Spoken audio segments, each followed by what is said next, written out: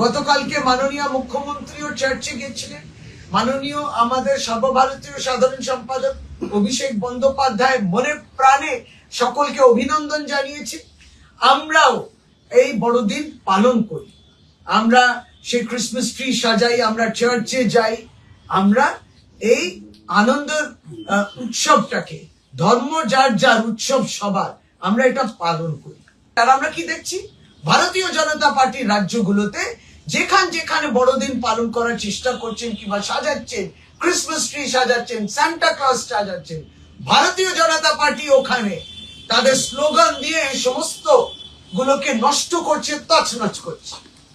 কে আপনাদেরকে, সংবিধান আপনাদেরকে অধিকার দিয়েছে যে আপনি যে কোনো ধর্মকে এইভাবে তাদের ফিলিংস, তাদের সেটাকে আহত করতে পারেন?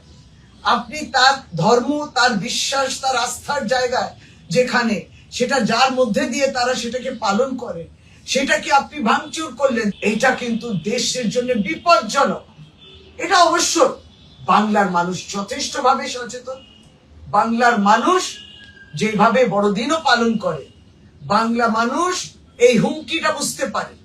বাংলার মানুষ বুঝতে পারেন বাংলা বললে সেই আপনার উপর আক্রমণ হতে পারে, এর বিরুদ্ধে নিশ্চয় বাংলাও আগামী দিনে রায় দেবে।